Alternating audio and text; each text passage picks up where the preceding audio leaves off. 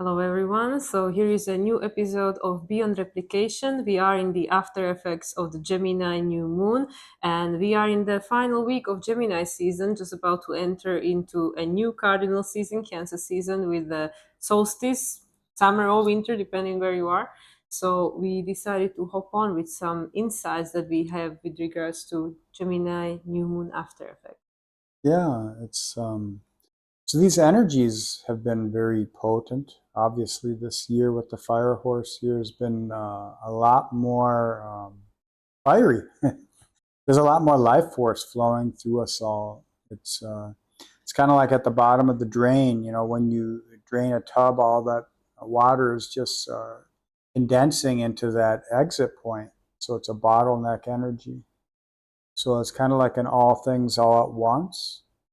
And for us individually, it means a lot of cycles, a lot of emotional energies coming up, memories from the past, maybe the emotions of the unknown through fear, through desire, through denial, maybe all these different emotions connected with these kind of changing times arising within us as well. And we're given opportunities to hang on to what we've known, even though those stories might have been outgrown by us, or to allow them to leave, to release them so that we can grow in a new way, walk to a new place, change with the times. Because with the Gemini, it's all about choices and changes and timelines and perception. And Aaron and I, when we walk, because we walk a lot, Gemini, we have this conversation, and there are always such a good breadcrumbs coming up for us, which we then cannot ever recreate exactly in the same way. But that's why we decided to hop on to share our perception of what it actually means, these timelines. This everybody's talking about the timelines, and choosing your timeline because Uranus is in Gemini now. So what does it actually mean, these timelines? And as usual, because this is how life usually works, you have the perfect opportunity to learn everything about the microcosm in your macrocosm in your microcosm. So in your everyday reality, with the people you're surrounded with the environments you're surrounded with, the walks that you walk on a daily basis, the routines and stuff, we over and over and over again have the opportunity to perceive these same things, same people, same situations differently. So we want to share here with Aaron what we realized this morning, walking, talking about the timelines and the perceptions of reality. Yeah, for me, I'm a very micro to macro person, hyper subjective. I've had to learn language in order to understand objectivity, and I do that by sacrifice in one way. And when you learn things in life, sometimes you have to learn them through the felt presence, and then you think it's one thing when it's really more than that. So you could say, you're a victim, or you're a tyrant, or you're a savior, a martyr, but you're really a progression of the energies. So it's a felt presence type thing. And so the ideas of timelines never really sat with me because I thought it was very mental. Mm. It's like we're going in, choosing different paths and creating new realities, new reality tunnels in a way. It's kind of like like it's kind of like the demiurge. You create a new copy of every universe through conception. So to me, I was always trapped in this consciousness bubble related to time and space, like material awareness and other people being individuals, yet within my own psyche. So it's almost like a copy of people. And I don't know, I couldn't never really connect with that. But then I realized, just we all realize once you start to focus on something, you become aware of the patterns, you become aware of it more often. Like if you're interested in a specific car, or you start noticing a specific type of animal or a bird or something, you see more of it. So it's like your focus becomes in resonance with this energy. And so just kind of the awareness that the idea of timelines, while it could be the physical thing, it seems more like a consciousness shift. When your consciousness is focused on certain things, the resonance of those energies rise up. So let's say you're in a bad mood. Well, you're going to pull the bad mood out of the environment, out of other people or animals or whatever. If you're in a positive mood, same thing. So it's like there's this resonance energy, and I feel with our consciousness changing, shifting at this time, the less you focus on bringing in stories and narratives of the past, the more open you are to the changing times, and you can start to see or gauge how you're changing, you're growing in relation to this shifting time, because you're not filling in the void with stories or the narratives of the power games, the struggles of the culture. So that was one And Aaron long-winded and I answer. were actually putting this into practice regarding some annoying street dogs that are on our daily walks path and stuff. Hmm. So Aaron had a suggestion like, let's just ignore them. Let's not give it any energy. Just don't even look at them. Don't interact, because they are quite wanting interaction, aggressive and barking and stuff. And we started picking up stones and stuff, just to like protect ourselves and stuff. And there was like, okay, let's just ignore them completely. Let's just like they don't exist. And it actually works. It actually worked. Like either the dog would not be there, or literally you look, it's there, and then you look again, it disappears, or they would just completely ignore us, So, and even if like we were walking and they would like start, and stuff, and you just keep like doing what you're doing, keep talking, and you just keep going in your direction, focus on your, whatever you're doing and stuff, they just disappear from your reality. So this is where, and I mean, obviously, for a lot of people, this is like, well, how you didn't know that or something. But it's different to know things, and it's different to put things into practice and actually experience them, because yeah, information is cheap. You can find all the information in the world on internet, on AI will tell you everything you want to know. But how does it actually apply in a lived life, lived reality? How do you feel in these experiences? So this is something, with the Gemini, we are nearing the end of Gemini season. Of course, this new moon was on the third decan of Gemini, or the Aquarian decan, but with the Mercury being in Cancer, that like as the rule, also the rule of the South. Now, this is where it's not about what you know. It's not about what you see. It's not even about what you believe. It's about how do you want to feel, So this is something like where more and more acutely the universe is kind of like just like laughing, because it's like, well, why are you so upset about things that are just in response to you, because it really, the multiple things, like if really universe is mental and everything starts from your mind, from your thoughts, they're one of the hermetic principles, because whatever you think, your body will respond, your emotions and your thoughts and the body, it's all connected, right? And then reality will respond accordingly. And again, this is like, yeah, nothing new under the sun, we all know that, right? But to actually live it and to apply it into practice, into everyday experience, to feel it, with this Mercury in Cancer. And also, now Venus is super busy this week on that early degree of Leo, making sextile to Uranus, trying to Neptune, opposition to Pluto. So this is all about creation. Like, yes, you can create whatever reality you want, or keep recreating the same one. So how do I respond to the same situation over and over again? And if I keep responding or reacting, to the dogs, to the people, to something that upsets me, traffic, whatever, in the same way, I will very likely get the same results. And then I will keep recreating the same reality. So now going into the timeline concept, just like Aaron said, like, what does it mean? Just like people would say the 3D, 5D, the split of the world, 3D, 5D, and they're expecting like the planet to break on half or something, and one half of planet experiencing some reality and the other different reality.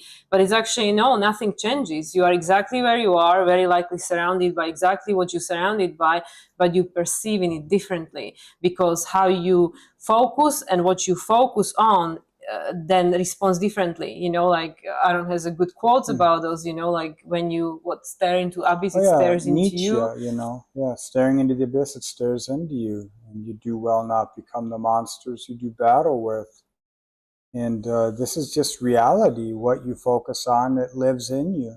Knowledge. This is why a lot of people don't want to know about conspiracy or know anything, because now they're charged with the authority of the knowledge. And a lot of people can't digest these things if they're too dark, like 9/11. A lot of people think it's terrorists because it's a convenient excuse to believe that it's terrorists. Why would your own government do this? Why would anyone do this on purpose, etc.? You can't live with the fact that there's evil in the world because you've denied it within yourself. You hold the shadows down so you can get by, so you can go along to get along. And it's a tiring game, and some people have a big capacity for that. But I digest information quickly. I can read about serial killers and then read about Teletubbies in the same day. The stuff doesn't settle in me. Some people, it takes years for them to digest the negative stuff. So it's your capacity, and this is why there's so many stories in the world, and we're being flooded and inundated with all these crazy stories, and much of them are true. You hide truth through obfuscation. People don't have the emotional bank account. They don't have the bandwidth to hold the truth. And because of that, then they just accept.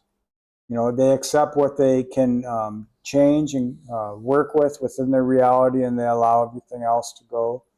And ultimately, that is probably the true way to go about it, or the best way.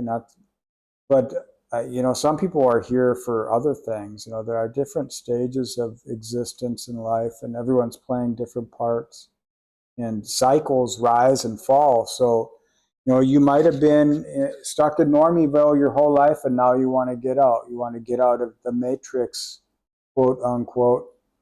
And these are the times for that. Or maybe you've been out of the matrix and now you want to get into it. It's just, I think if you think too much, you're going to miss the boat. You have to go into the feeling and go with what feels right with you and see where it leads you. Because a lot of times we choose the wrong things for the right reasons, and vice versa. Yeah, so I want to hop on and expand on what Aaron said, because this is, part of the conversation that we had. Like he was saying that most people don't, like a lot of people at this time actually don't want information, including myself. I'm in that category. So it's like I barely listen to anybody on YouTube anymore, barely consume any information from the outer world, because I have enough going on in my own head that, needs transforming, transmuting, and releasing. So I don't need anything added to it. And also I'm becoming hypersensitive to the stories projected onto me, then obviously are waiting to be manifest, and most of those are not something that is in alignment with what I want to experience and manifested in my life, in my reality. So I am one of those people, because like with my moon in Cancer, super sensitive over here. So I'm like, no, I don't even want to look at it, and then obviously, like, things happen, or watching something that it's upsetting, and then it takes me very long time to digest it, still digesting Aftereffects or Butterfly Effects movie, which like completely freaked me out, like something that came into my radar, even though it's been around for decades. And I am still like more or less digested it, but still taking some time, because I don't watch horror movies, I don't watch thrillers, I don't watch anything that like gets my nervous system, into some edge point and stuff. And then you have people like Aaron who don't have problem with that, because watching these kind of things all life, interacting with things of darkness all life and stuff. So there is a different bandwidth for what an individual can and can tolerate or desires, to go through experience in life. And some people need to know the 180 degree of reality, like, or 360, like, what's going on there. I still want to know, even though I know it's bullshit, or I don't want to buy into it, or I don't want to really help to co-create it, but I'm still interested, for curiosity's sake or whatever. I don't know. But and then you have people like me, and I know there are many people like that who I never really watch news to start with anyway, but now completely like divorced from like media, social media, whatever's going on television, Netflix, like no idea about anything, no idea about TV series, no ideas about movies, no idea about anything, just completely disconnect, so you have different degrees, one extreme, other extreme, and everything in between. So going back to how does this apply to Gemini New Moon, or these timelines and perceptions of reality, the reality is very not solid. It is very like a plasma. It is very mutable, in a sense. Reality is very mutable. So it really is whatever you focus on. It is really whatever you want to focus on, So that's why, like, if there is something, and this is again put into practice, through our walks, because we walk a lot, hours every day, put into practice, the things that really annoy us, like certain, certain behaviors, like we said, the dogs, traffic, whatever. So, we can either focus on that right away because it's right there waiting for you. It's right there waiting for you. Pick up that rock for the dog. You can guarantee you're gonna see at least 10 that you can try to tackle down and stuff. Or you start talking about the traffic, the weather, 100%. You're gonna experience that. So that's what I mean. In a sense, you can say universe is fucking with me. It doesn't matter how you put it. Because at the end of the day, if we really believe the theory that you are the creator of your reality, then everything is just responding to you, So then what am I focusing on? What am I thinking about? What do I believe about this reality? And as I mentioned in multiple of my recent videos, I believe, and this is a belief, I'm not saying this is the truth, that we have more free will available to us than ever in this, at least in this incarnation, at least in this single lifetime. More free will than ever, which seems paradoxical looking at the state of the world. We would say, like, what is she talking about? Look at us, like there's this happening, this happening. We don't have any choices. We have this, whatever is going on. But actually on an energetic level, and this is again, I underline, it's my belief. I'm not saying I have a proof for this or this, anything. I don't have any evidence. I feel that now more than ever, in probably a long time, maybe thousands of years, we have a free will to decide, like, what do you want to create? What do you want to experience? And it is actually very hard. Just like Aaron and I were talking about this morning, and I said, it is very hard to take that level of responsibility, because if I really believe I'm a creator of my reality and I'm responsible for everything that's going on in my life and everything I'm interacting with at any moment of my life, that's a hell of a lot to pay attention to.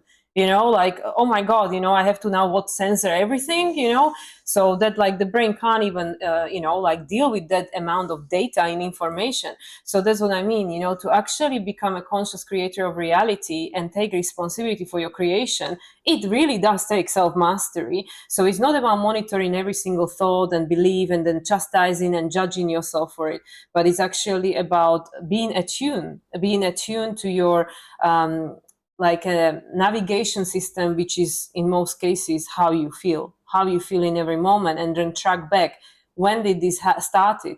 When did I start feeling this way? Is this the way I want to feel? And then learning to refocus. Where do you focus? That's when your whatever the energy goes, flows, whatever is the saying, right? So this is like something that, at least, like, I'm not saying anything new, but it's becoming more and more present and prominent. And I feel it is because we are just about to enter a new season. We're just about to experience Chiron in Taurus, Jupiter in Leo, blah blah blah, and those are topics of their own that require a full conversation.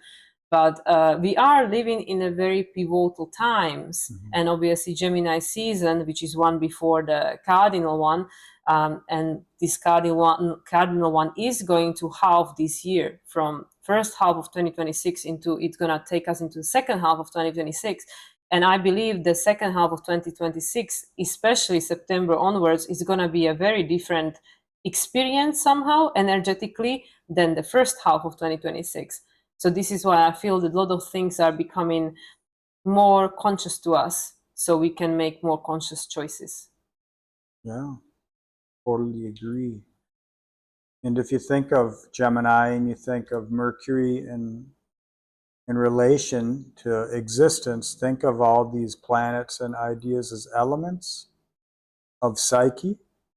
And your spirit is when the elements are thrown into the fire and it rises from within your life force. So your experiences feed these elements of psyche within you. And Mercury is, in evolutionary astrology, it's the lower octave of Uranus, Oronos. And mythologically, Uranus represents, or Oronos, is also Prometheus. It's the story of Prometheus. It's the eternal memory, and it's the higher mind. It's the bigger picture. It's the longer game, not just the short cycle, mercurial perspective of reality. This is the big messenger of the gods. So in the mythology of Prometheus, imagine you're bound to this rock of knowledge, all the past, everything we built upon, the physical forms, chained to that. And until you can break the chains, the vultures, the culture vultures, reality, it feeds upon all the anguish and the anger and the stuck isness, it's the demiurge. The stories which are fed to you, you become, and you have to break yourself from that. Otherwise, you're bound to this static energy. And that in and of itself is probably a process so that emotions can grow and change. It's not all negative. But as you stand as Prometheus, the links of the chain tighten. So in that awareness, all things happening all at once, all mythologies rising, we're coming into a unified language. Where we're coming into this, I guess you could call it a global realization. And that global realization is more cultural. It's the conditioning of the society. It's a human world. So as you said, there's more free will, but less freedom within culture, within society, because it's tightening down. But outside of that, you have more ability to manifest now probably than ever, because there's so much focus projected into these narratives that are ending from the past. Long-standing cycles. Imagine the Tower of Babel. It's like Jenga. You just keep piling truths upon it. Eventually, it's going to fall because it lost the meaning. The complete reason for the logic is no longer relevant to reality. And this is why there seems to be a downsizing the population of Earth and a minimalization of the value of humanity and each other, and a dehumanization and showing the ugliest aspects of us, because we lost who we were as a relational icon to what we are in culture and society. And the culture and the society offers not a whole lot of value for the purity of us as living creative beings. It's all about replication, perfection of an ideal. And so this is not life, this is death. It's a death cult energy, it's a monoculture. So breaking free of that, now we have that ability to see with North Node of Uranus in Gemini and Mercury now in Cancer, leaning into, because Gemini is the unconscious of Cancer. So it's like making sense of the feelings deep within you will give you a clarity of mind and vision. It will help you to learn your own language and reprogram your consciousness. Imagine a firmware update on your technology. It completely unlocks functionality of the being, of the technology. So imagine yourself consciously as we have all this energy upgrading us or relieving us of the binds of the past. But because we don't know what that is, you can't really imagine what you haven't seen. It's very hard to, a lot of creativity is accidental. But when you are leading through intuition, it's not about the atomistic perspective or what you can explain or understand with the mind. That comes after the fact. So how do you get into this heart? How do you get into the intuition and break the binds? And that's what I feel this energy with Venus now is. It's like, are you compromising your creative purity for collaboration with a pre-existing reality?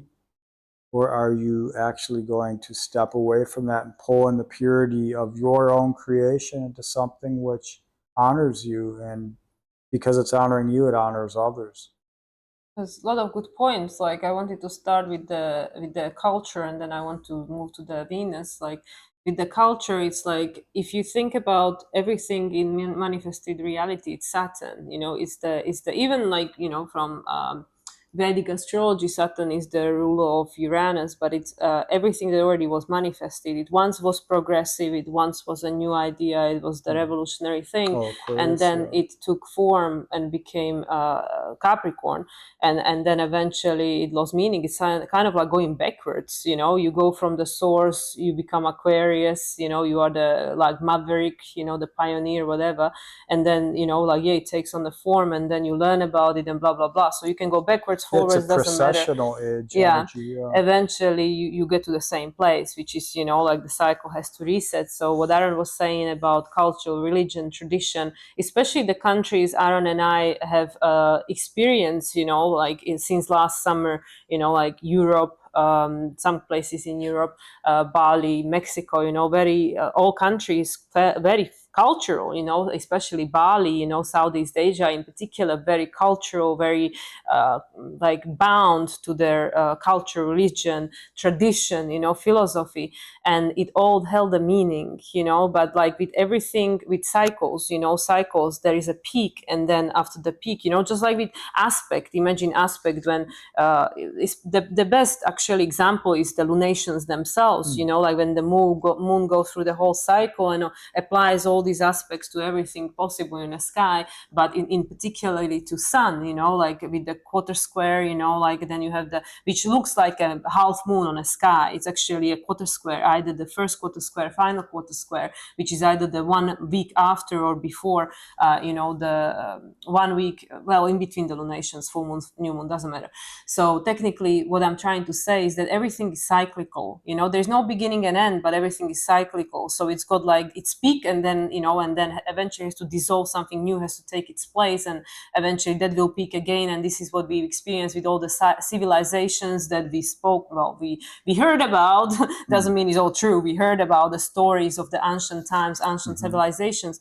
So going back to the culture, religion, and what Aaron was saying, that technically it enslaves you, because we gave our life force, to our creation, whatever it is, your book, your child, your art, whatever it is, you give your life force to create it, so then it takes a life of itself, it's a projection of your life force. And then eventually, in order for these things to exist, it needs to be observed, it needs to be applied into life, right, to live, because because it doesn't have a life force, it's not a human, a creator, it doesn't have a spirit behind it. It's got it does, I don't know how to explain it, but technically with the culture, religion, tradition, all of these things, they're dead. They dead. Yes, they took on a life of their own because they are being observed and practiced. So through your life, just like the spirit animates your body, which makes this physical vessel looks alive, while the spirit is present, then through us then projecting our life force onto something else, it looks alive, but it's actually dead.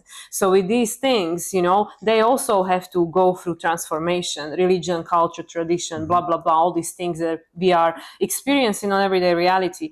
But a lot of these things, they don't want to change. They want to stay the way they've been, how they've been created by someone, and what's been benefiting many, I mean, to a certain extent everyone, because in a few hundred years ago, this was the only thing people well, gave them hope to why to survive. So everything held a space, everything held a meaning, and everything had the purpose. But now with Saturn, Neptune in Aries, Uranus in Gemini, and Pluto in Aquarius, and soon to be Jupiter in Leo, the sign of creation, Jupiter, Zeus, right, the god, right.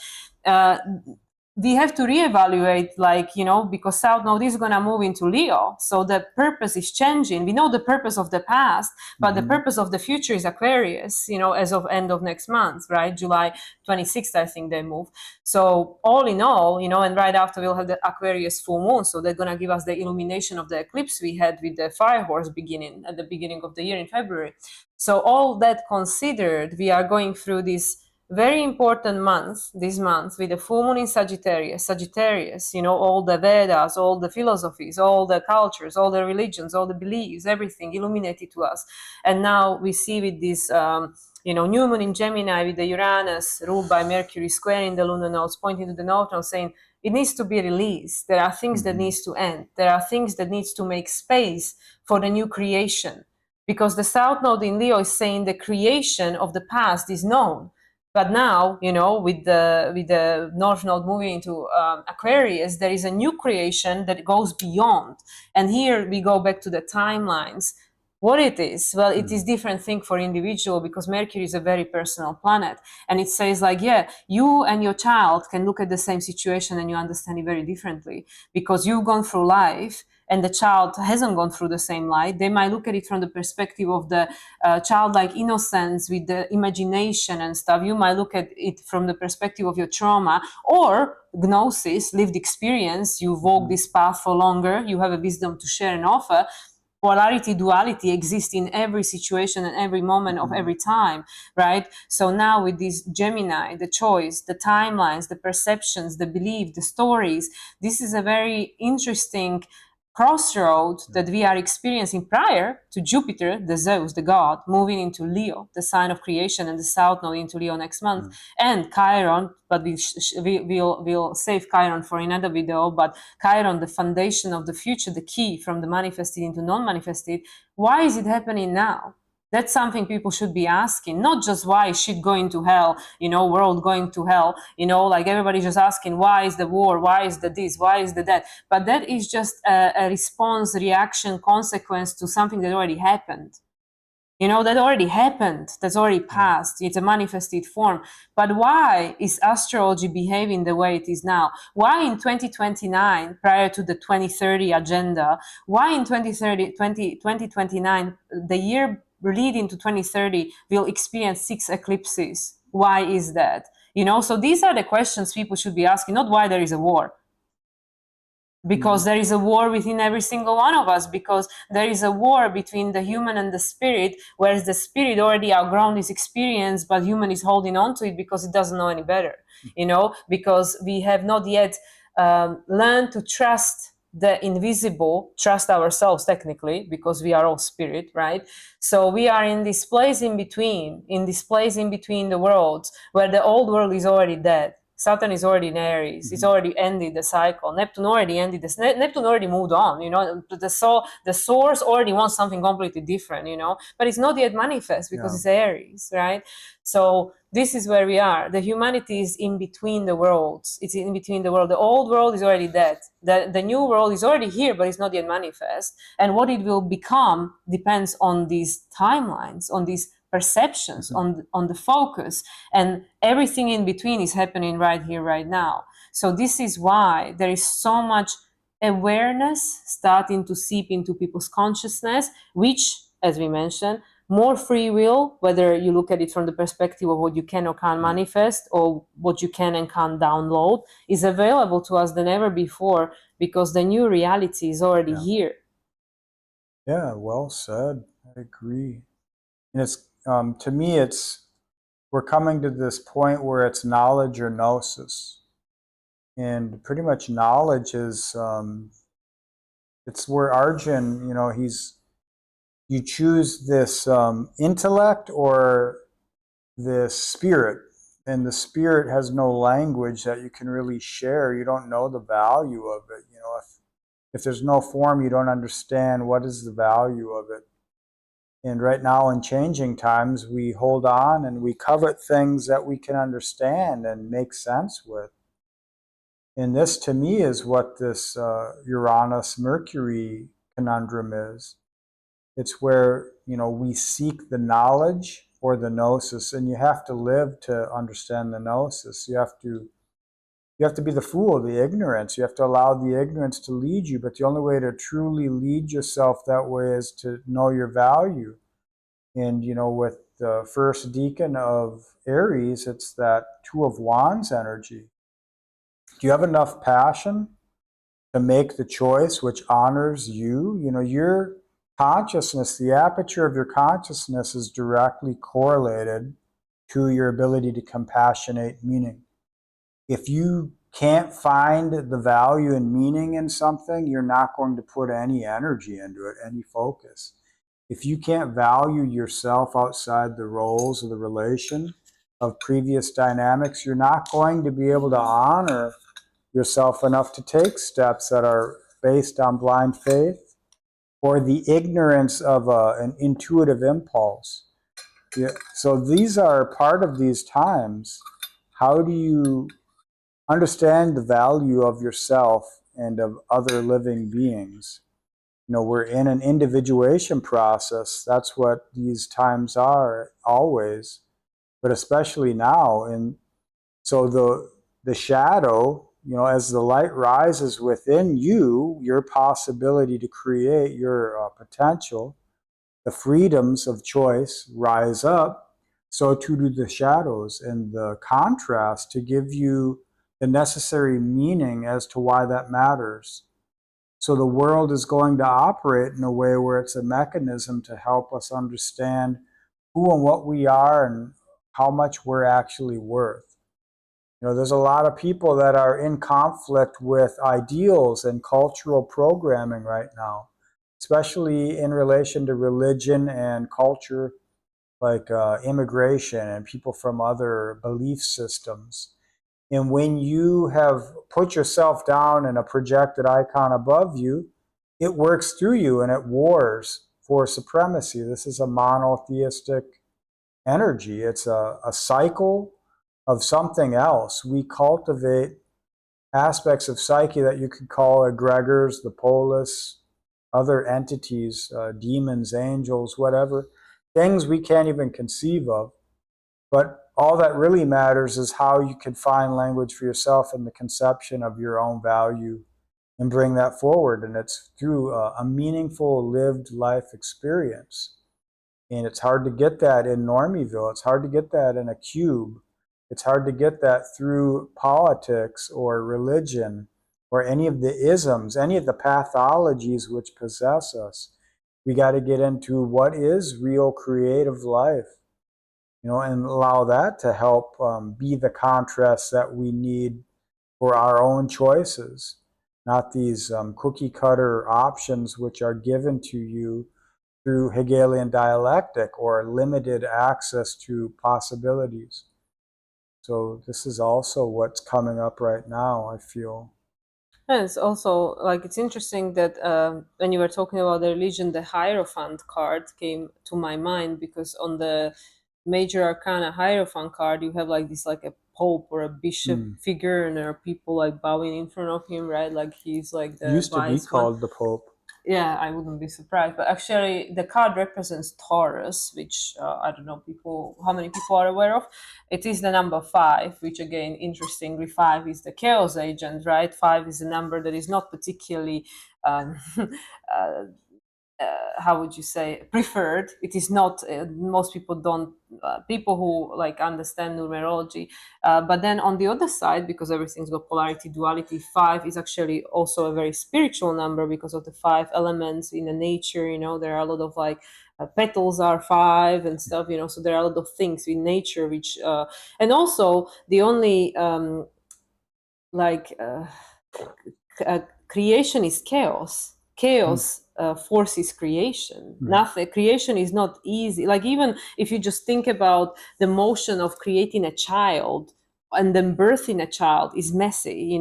It's chaotic. It's like nothing is this whole idea of like the perfection and how everything is just perfect and orderly and organized and stuff. This actually is not natural. It's something that we strive towards and always working on making like improvement, but we understand it wrong because we understand it from this Virgo perspective that it has to be like for the creation, for the source, for the universal consciousness, there is no such a thing as perfection because everything is already perfect. There's So ideals. it's understood in a very different way how we perceive it, through this Virgo, low vibrational Virgo of archetype of pettiness, and it has to be perfect and detailed Hierarchical and stuff. metric Yeah. values. So going back to this Hierophant, which is the card of Taurus, it's very interesting because, and this is again part of our conversations from earlier, that everything has a polarity, at least in this experience, the way I understand it anyway. I'm not saying that I made it somewhere on the top of the hill.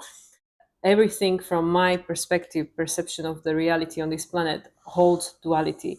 So there is good and bad in everything. Every bad situation has something good in it. Every good situation has something bad in it. You know, like, doesn't matter how you look at it. So with the Hierophant, and if you look at it from the lens of the religion, because that's what it technically from the mundane represents, you know, the religion, you know, the thing that like is the hierarchy, like Aaron said, you know, you have the kings and then you have the popes, you know, like actually they were even more powerful than the kings, and then that's why they became hand in hand, you know, they shared resources and power, right? So actually these things have existed obviously for two reasons. You know, they did give people something to live for at the time when that was needed in the Piscean age, because otherwise there will be no hope, you know. There will be no hope. People had hard life, and there were not choices available to them we have now. So without the religion, people would be like, what was the point, you know? Everybody would just probably kill themselves right at the start, right? Because there was no hope for anything. So that was a positive aspect of that, because everything has to have positive in it, right?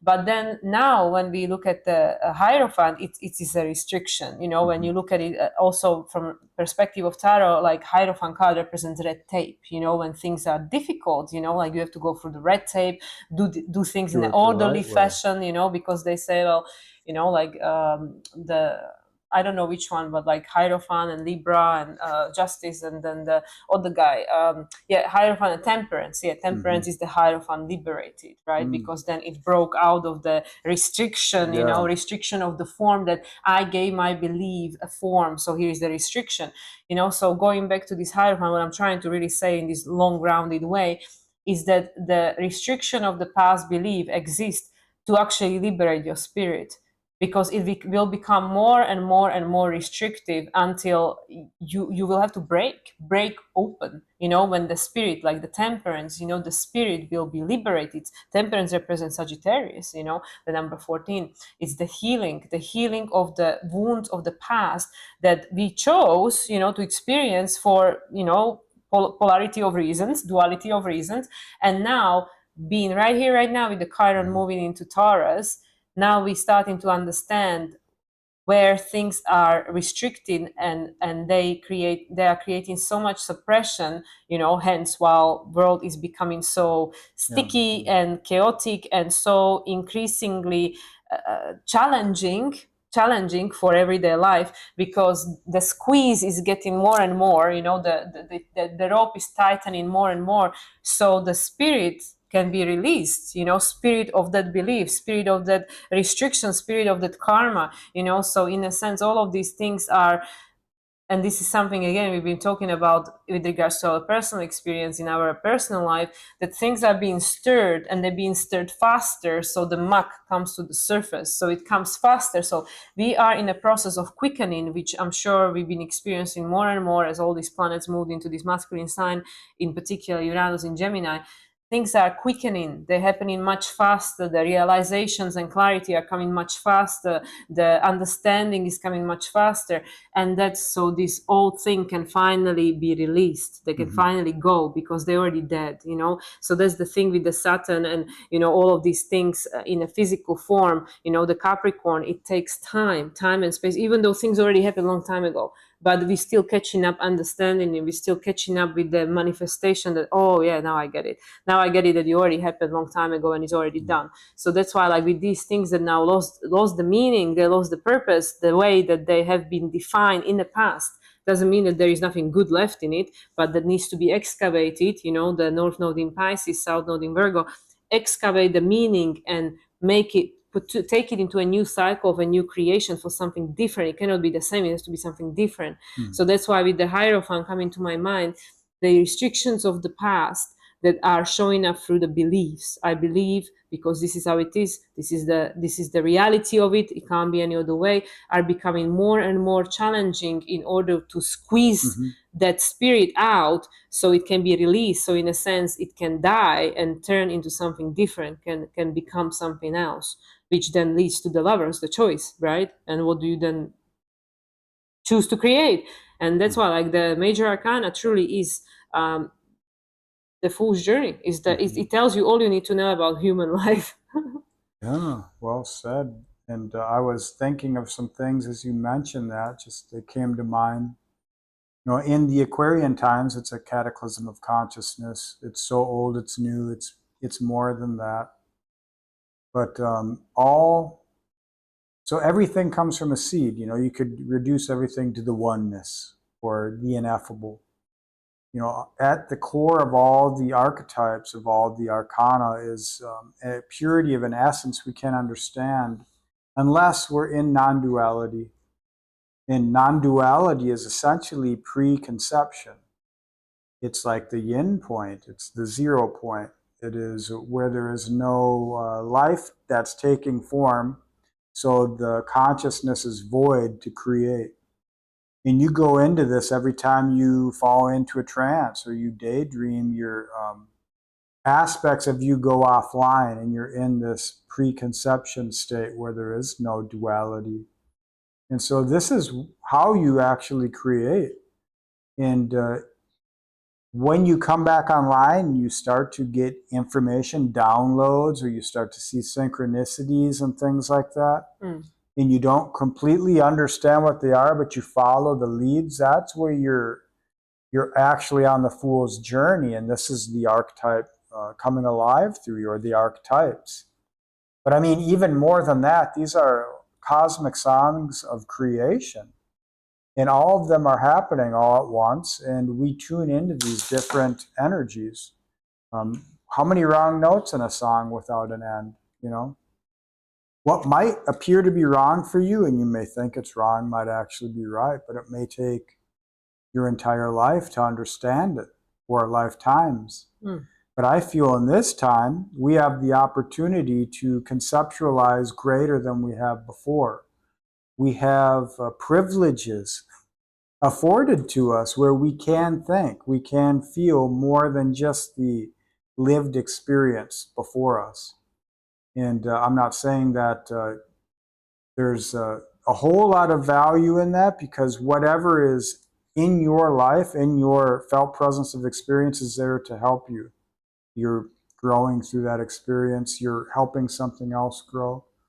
But these are times where mythologies are changing. But it's up to us to drop the concept, the knowledge, and get into that gnosis energy. And yeah, if you think of the Hierophant as the way to do things, the system, think of all religions, they emanated from a spiritual belief system. That system was created by a spiritual belief within an individual, a feeling. And as they conceived of the language, they shared it with others, and it took resonance and it created something else. So you can reverse engineer everything if you just go within yourself, get to that preconception state where you can release who you think you are and become who you might be through the creative force within us. And this is the death of absolution, realizing you're more than you thought you were, and so is everyone else. But how do you honor that nature? Yeah, it is really. That's what I mean. The reality is just it's becoming something completely different to what is being observed and experienced. Like the concept of understanding is completely changing. And like I said, with the Hierophant, and Taurus and Foundation, and now with the Chiron moving into Taurus, the key is within you. The key of your new creation is within you. Chiron technically will at some point be squaring the lunar nodes, right? It will become the skip step, right? It will be squaring the lunar nodes when it moves back into when it moves back into the sign of Taurus next year. So these times really are for us to, with our free will, to choose what do you want to focus on, where do you want to put your focus.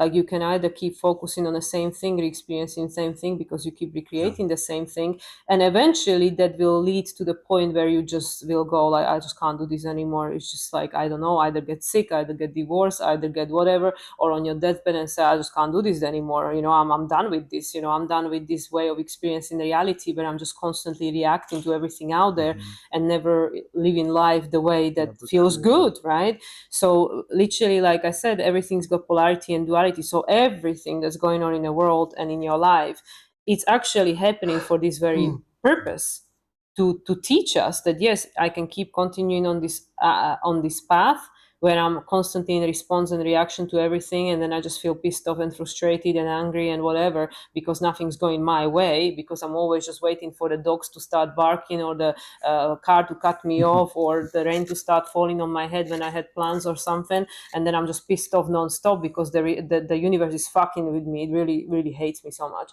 or I can just really start focusing on something, if there is nothing else, like, okay, what is there good to focus? Okay, there is a flower. Okay, let's focus on the flower. I like this flower. It's got a nice color, and just completely refocus, it's like literally like the brain is like, it's all these neurological pathways, right? That are so, we walk them so many times, like so easy. That's why Aaron and I, Aaron likes to walk at different paths, because we need to create new neurological pathways. Don't always walk the same way and all that, because we need to start redirecting our way of thinking, right? Where the brain is not just this, like, oh yeah, I know exactly what I'm doing, okay, let me get back on this neurological pathway, everything the same, create the same reality, experience the same reality, have the same feeling, blah blah blah, everything is repeating, right?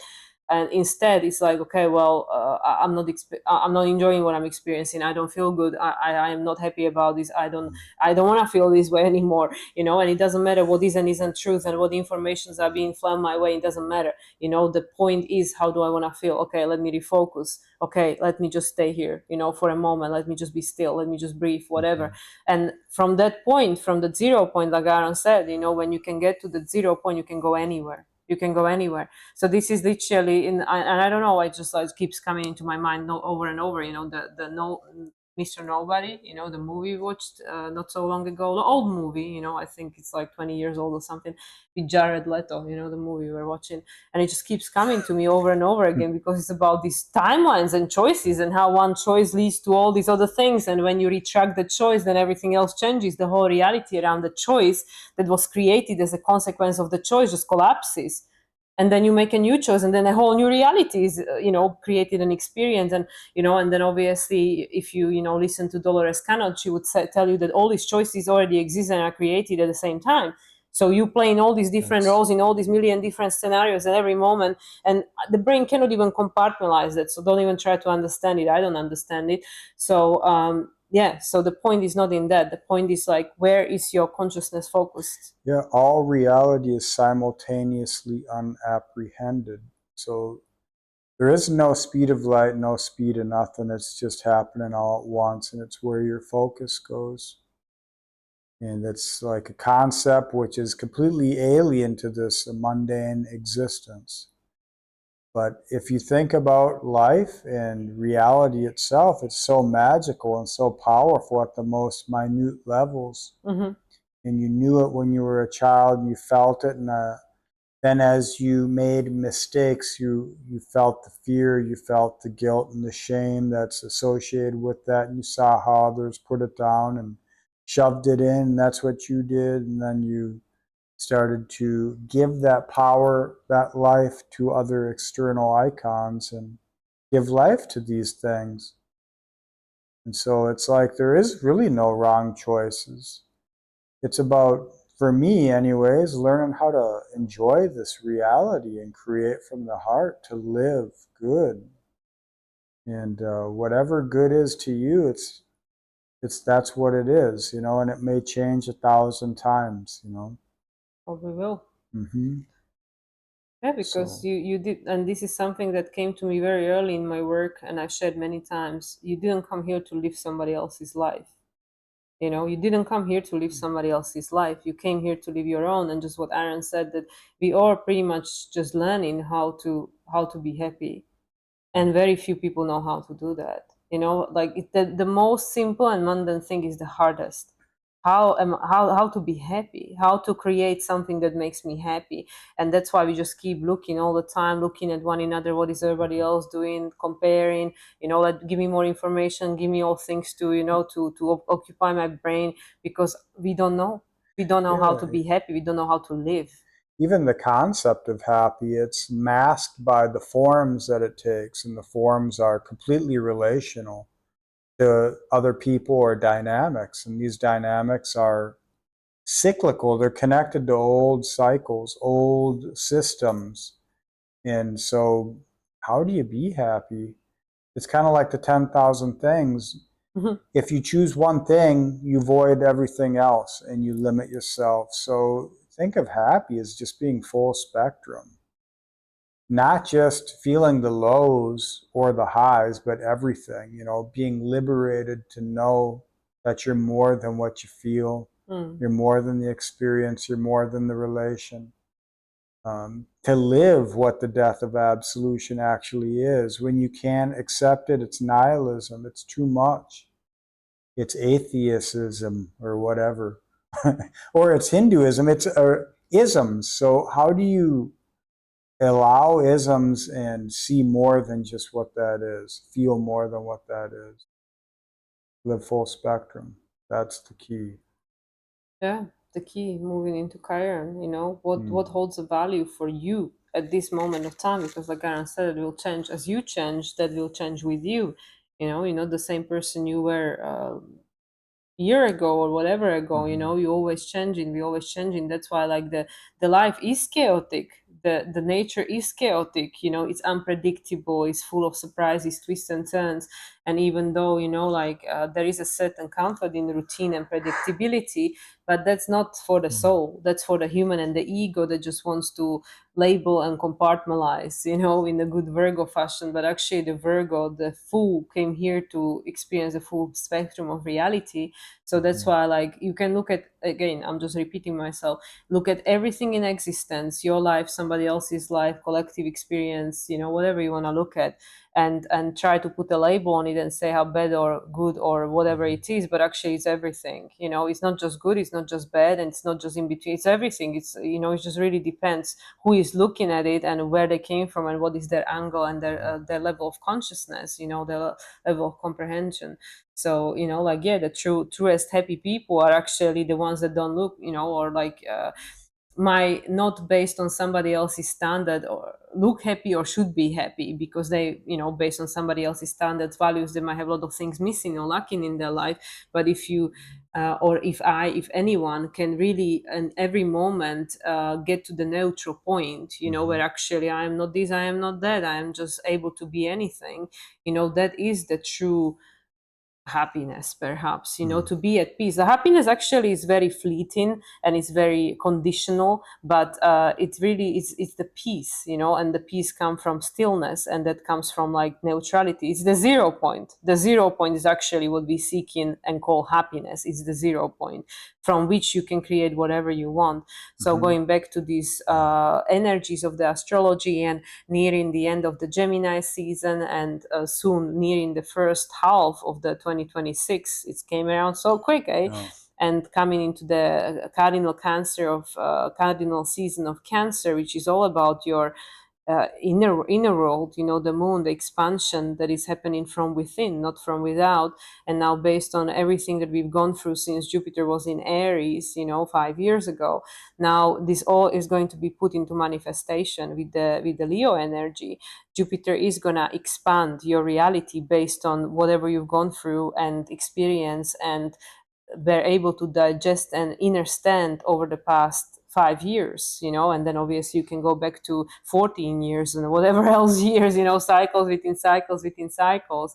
And yeah, and then that will take us into this new time, new season, whatever you want to call it, with the energies that will await us there, which is the Jupiter in Leo, then Mm-hmm. subsequently nodes, lunar nodes moving into the new axis, and then eclipse season in August. So nothing is static and nothing is stagnant. Everything Mm-hmm. is constantly moving and flowing. And at this time, we are just to learn to understand, the way that you can understand it. What is the language of your soul? What is it telling you? How is it communicating with you? Yeah, this is the seeds of true rebellion. And that's basically being able to accept all there is without, basically, it's anti nihilism. Being able to hold all possibilities without limiting them to trivial values. And the only way to get into that is to get into life. Like you have to get into the gnosis, the felt experience, the felt presence of your own experiences. So this is where we go to where we were last time, that the information doesn't even matter. What we say doesn't even matter. You just have to go and live your Definitely. own life. It definitely doesn't. But if it helps you, that's good. Yeah, if it resonates with whatever you feel in experiencing, thinking, or whatever, then yeah, then you're not alone. No. All right, on that note, let's see. We offer readings, astrological readings. We have many different readings as far as focuses. And we do offer, what is that? Donation based. Yeah, donation-based readings too, if you don't have the funds. So these times are very important. I feel anyone that's on the individual path to self-understanding or forgetting, you know, if you don't got the funds, you're probably on the right path. And you definitely could use someone to hold a bigger projection for you, a bigger screen, because where you put your energy, if it can't hold like a growing expanse of your consciousness, it's going to limit you. That's what astrology does. So when you come to Mila and I, or any other astrologers who are more evolutionary. Yeah, evolutionary oriented, like they honor the tradition, but they're not bound to the limitations of the statics. You know, someone that sees it as a living logos, then they'll be able to hold a screen for you to grow through. So that's what we can offer. Yeah, and also I don't know whether we mentioned it before, but Aaron here offers astrocartography because there is a lot of migration going on in the world. So if you are seeking, to relocate or travel or visit, especially now with the summer coming in the northern hemisphere, a lot of people are experiencing the desire to travel, to explore, to see new places. This is again in alignment with the Jupiterian energies, especially now Jupiter post retrograde shadow, moving out of like it's already out of shadow, soon to be moving into this Leo, which is going to be forming opposition to Pluto right away. People want more balance in their life, more harmony, and sometimes you've outgrown where you are seated, you are grown where you were planted. So if you would like an advisement regarding astrocartography, relocation and stuff, then Aaron is your man, because this is not my specialization. Yeah, that's the ninth house to the third house. It's the Jupiter, it's the Sagittarius, it's the higher meanings, and it's through the felt presence of experience. Sixth house to Sag is Taurus. So traveling out of your comfort zone or into a place which is calling to you brings up a resonance in your spirit. Energies of psyche become hardwired through your spirit. And that's a neurological pathway of a metaphysical sense. And so wherever your intuition is pulling you, that's probably a good spot.